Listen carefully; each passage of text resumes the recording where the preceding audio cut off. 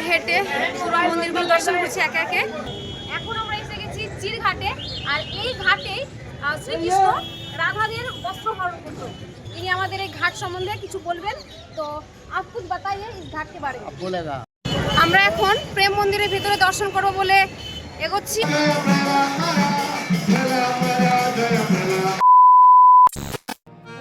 হে everyone, নমস্কার, রাধে রাধে।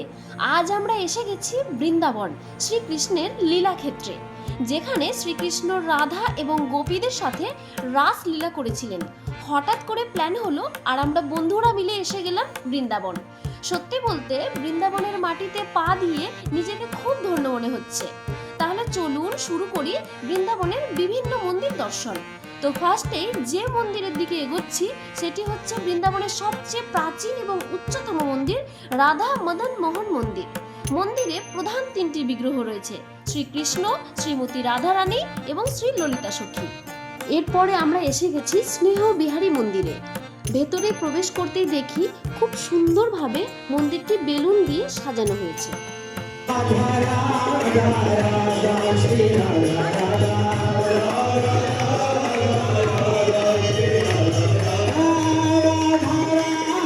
বৃন্দাবনের গলিতে গলিতে রাধে রাধে ধ্বনি, মন্দিরের ঘণ্টা ধ্বনি, সব মিলিয়ে এক অন্যরকম অনুভূতি। কিন্তু এখানে এসে সবচেয়ে বিশেষ মুহূর্ত হচ্ছে কপালে তিলক পরা। এই তিলক পরে আমরা এক নতুন পরিচয় পেলাম ভগবান শ্রীকৃষ্ণের এক ক্ষুদ্র ভক্ত হিসেবে।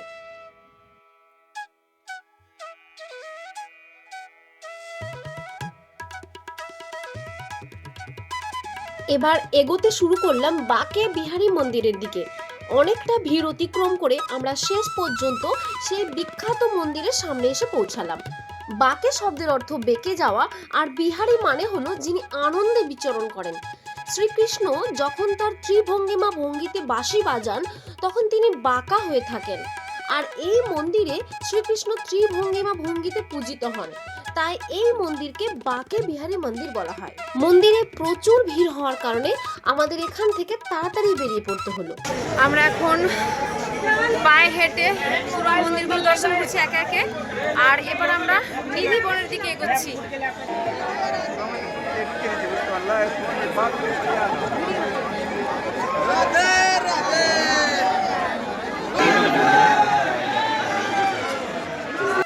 নিধিবনের ভেতরে পৌঁছালাম, আর এই নিধিবনের মধ্যে রয়েছে প্রচুর গাছ, তুলসী গাছ, কদম্ব গাছ, মেহেন্দি গাছ ও আরো অনেক গাছ।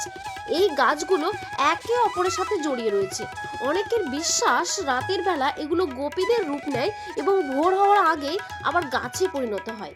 আর এই নিধিবনের মাঝে রয়েছে একটি মন্দির।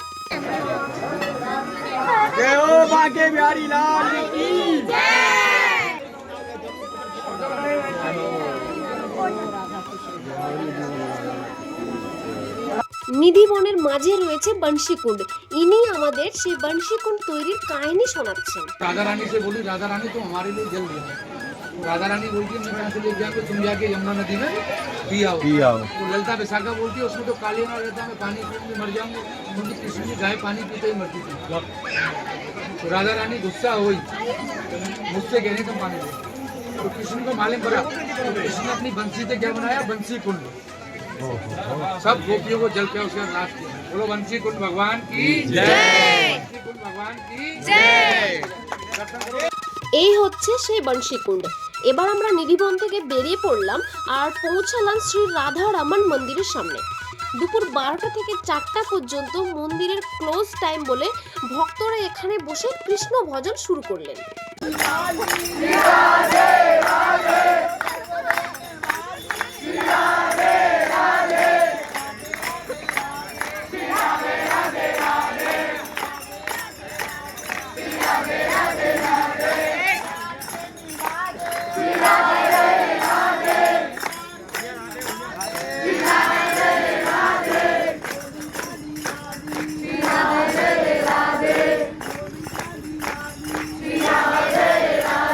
হরে রাম হরে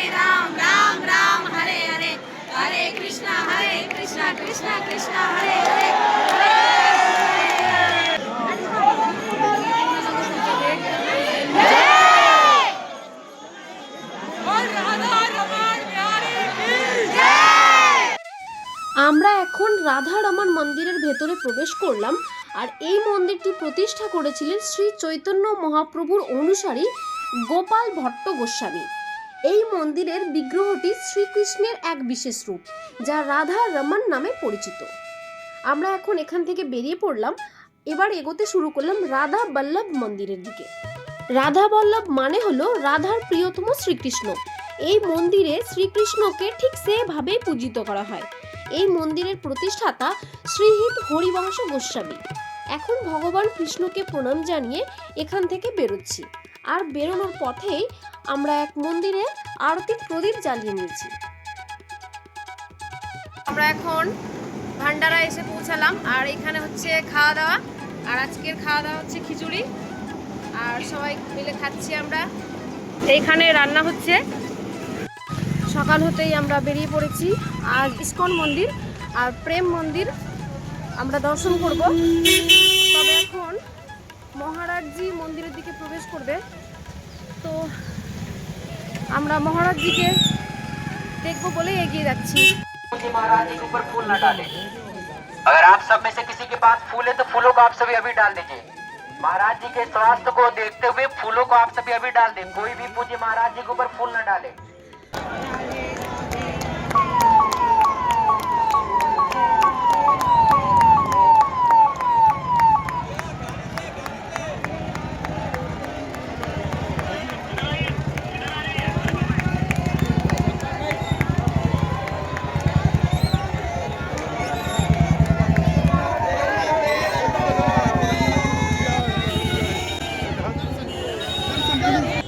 এখন আমরা এসে গেছি চিরঘাটে।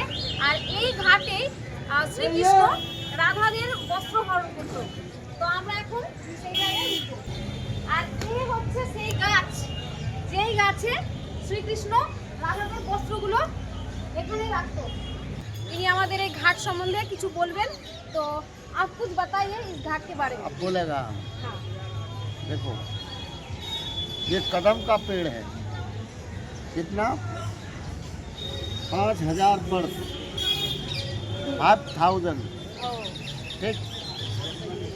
ये जो घाट देख रहे हो, ये ऐसे घाट देख रहे हो, यहाँ गोपी लोग दूध दही माखन बेचने आती नंदगांव परसाने।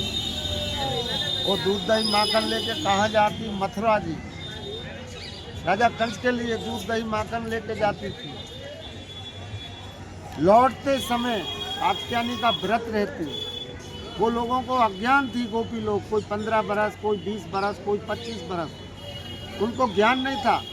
लौटते समय जमुना जी के अंदर बिना कपड़े के निर्वस्त्र होके इधर स्नान करती। कन्हैया 1-2 बार मना किया, भगवान गाय चराते थे सामने में। गोपी लोग को बोला, गोपी लोग नहीं मानी। एक दिन भगवान कपड़ा उठा के काचे ऊपर बसे जावे। गोपी लोग चांद करते समय नहाते समय देखा घाट पर कपड़ा नहीं था। एक विशाखा गोपी थी, वो कहने लगी, दीदी हमारा कपड़ा नहीं है यहाँ, कौन ले गया? कृष्ण जी ने। हाँ, कृष्ण कापड़ लेके बैठ गया। वो लोग माना नहीं ना, इसलिए फिर बोला, ललिता सखी को ऐसे दिखा। वो कहने लगी, दीदी ना कोई बंदर ना कोई चोर, वो कदम पे बैठे नंद किशोर। मालूम लगता है? हाँ हाँ, बहुत सुंदर। हाँ, तो गोपी लोग बोला, प्रभु तो तुम हमारा लेडीज घाट पे आया, हम बिना कपड़ा का चार नहा रहा है, तुमको लज्जा नहीं आया? भगवान हंस के बोले, बताओ राधे राधे, वो हम 5 साल का बच्चा, वो हमसे लज्जा आता है? तुम हमारे माँ के बराबर हो, हमसे लज्जा आता है? तुम्हारा लज्जा तो गया। मान के कैसे प्रभु? देखो, जल के राजा हैं, वरुण देवता हैं, ऊपर सूर्य नारायण देखते हैं, बूढ़े बाबा वो भी देखते हैं। गोपी लोग बोला, प्रभु कपड़ा दे दो। भगवान कहने लगा, मैं जानता नहीं हूँ कौन किसका कपड़ा है, आइए अब कपड़ा ले जाइए। गोपी लोग बोला, प्रभु हम तो जल के अंदर नगन हैं, हमारा लज्जा चला जाएगा। मैंने लज्जा तो गया, ठीक है हम कपड़ा दे देगा तुम्हारा, एक वचन दो। मान जी क्या? देखो, नदी, तालाब, सरोवर, घर, बाहर, भीतर जो स्त्री निर्वस्त्र होकर नहाती है, पति का आयु कम होता है, घर में संकट आते हैं, ज़्यादा आती हैं, तभी से गोपियों ने क्षमा मांगा, प्रभु राधे राधे आज के बाद नहीं आएगा। तभी से यहाँ माता बहनियाँ वस्त्र दान करती हैं, घर से साड़ी चुन्नी गमछा लाती हैं, रात से भगवान जगाता है, राधा कृष्ण का नाम लेती है। ठीक है, तो आपको सुनकर बहुत कुछ पता चला। राधे राधे। রাধে রাধে। চিরঘাটের এই কদম গাছে রাধাকৃষ্ণকে অনুসরণ করে অনেকে এখানে শাড়ি ওড়না বাঁধেন। এরপরে আমরা এসে গেলাম যমুনা নদীর তীরে কেশি ঘাটে। আর এই কেশি ঘাটে এসে আমরা বোটে উঠলাম আর পুরো ঘাটটা দেখতে শুরু করলাম। এই ঘাটের নামকরণের পেছনে রয়েছে একটি কারণ। পৌরাণিক কাহিনী অনুযায়ী কংস শ্রীকৃষ্ণকে হত্যার জন্য কেশি নামক এক ঘোড়ারূপী অসুরকে পাঠিয়েছিলেন, কিন্তু শ্রীকৃষ্ণ কেশি অসুরকে এই ঘাটে বধ করেছিলেন বলে এই ঘাটের নাম কেশি ঘাট। এই ঘাটে প্রতিদিন সন্ধ্যায় আরতি, মন্ত্রোচ্চারণ ও দীপ জ্বালানো হয়। এবার আমরা পৌঁছালাম গৌরী গোপাল আশ্রমে। শ্রী অনিরুদ্ধাচার্য মহারাজ এখানে বসে তিনি ভক্তদের কথা শোনেন, ভক্তির ভাব প্রকাশ করেন ও ভাগবত পাঠ করেন। এখন এখানে বসে পড়ব আর তার বাণী আমরা শুনব।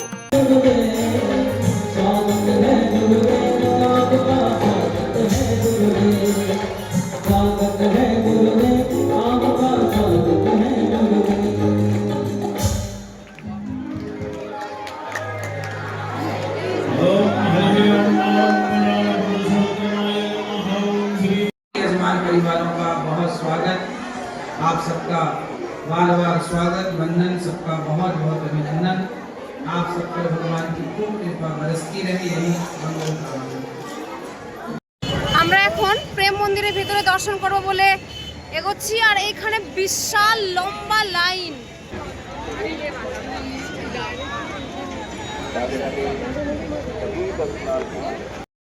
দেখতে দেখতে প্রবেশ করে গেলাম প্রেম মন্দিরের ভেতরে, আর এই হচ্ছে সেই প্রেম মন্দির। মন্দিরের ভেতরে প্রবেশ করতে দেখতে পাচ্ছি সবুজ বাগান। এই বাগানের বিভিন্ন অংশে শ্রীকৃষ্ণের লীলার বিশালাকার ভাস্কর্য স্থাপিত হয়েছে। কালীয় নাগ দমন, রাধাকৃষ্ণের রাসলীলা, এদিকে রয়েছে গোবর্ধন পর্বত উত্তোলন। এবার এগোতে শুরু করলাম প্রেম মন্দিরের ভেতরের দিকে। এই মন্দিরটি নির্মাণ করেন জগৎগুরু শ্রী কৃপালু মহারাজ।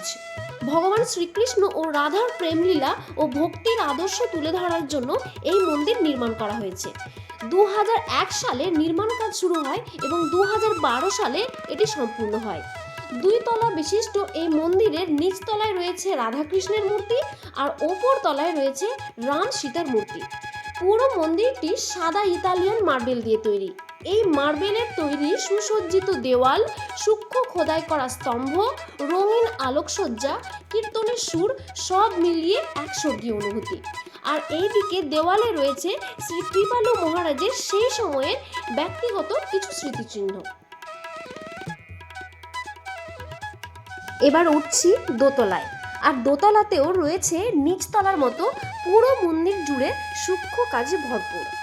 মাঝে রয়েছে রাম সীতার অপূর্ব মূর্তি আর সুন্দর ঝাড়বাতি। ভেতরের দেখা শেষ করে এখন বাইরে বেরোচ্ছি, আর বাইরে বেরিয়ে আসতেই দেখি সন্ধে নামতে শুরু হয়েছে পুরো মন্দির জুড়ে রঙিন আলোকসজ্জা ও সঙ্গীতানুষ্ঠান। এই আলোকসজ্জা প্রতি 30 সেকেন্ড অন্তর পরিবর্তন হয়। এই মন্দিরটি শ্রীকৃষ্ণের জন্মোৎসব, রাধার জন্মতিথি ও হোলির সময় এক নতুনভাবে সজ্জিত হয়। প্রেম মন্দির আমাদের দর্শন করা কমপ্লিট। ভেতরটা এত সুন্দর, এত সূক্ষ্ম কাজ, খুব ভালো লাগলো। এবার আমরা বাইরের দিকে বেরোচ্ছি।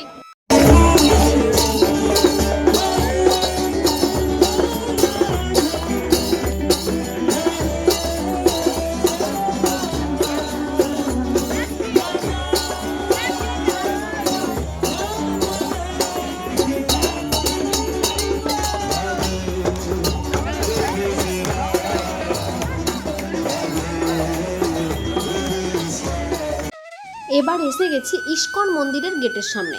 এখন মন্দিরের ভেতরে প্রবেশ করব আর পুরোটা ঘুরে দেখব। ইস্কন আন্দোলনের প্রতিষ্ঠাতা শ্রী অভয়ের চরণার বৃন্দ ভক্তি বেদান্ত স্বামী প্রভুপাদ 1975 সালে এই মন্দির প্রতিষ্ঠা করেন। মন্দিরটি শ্রী শ্রী কৃষ্ণ বলরাম মন্দির নামেও পরিচিত। মন্দিরের ভেতরে পৌঁছতেই এসে গেলাম প্রভুপাদের সমাধি মন্দিরের সামনে। এবার এগোচ্ছি সংকীর্তন হলের দিকে। এই হলের পরিবেশ অত্যন্ত ভক্তিময় ও উচ্ছ্বাসপূর্ণ, যেখানে প্রতিদিন শত শত ভক্ত একত্র হয়ে হরে কৃষ্ণ মহামন্ত্র উচ্চারণ করেন এবং কৃষ্ণ প্রেমে বিভোর হয়ে নৃত্য করেন। আর গেটের সামনে এগিয়ে যেতে দেখি ভক্তরা আনন্দের সাথে নৃত্য করছেন।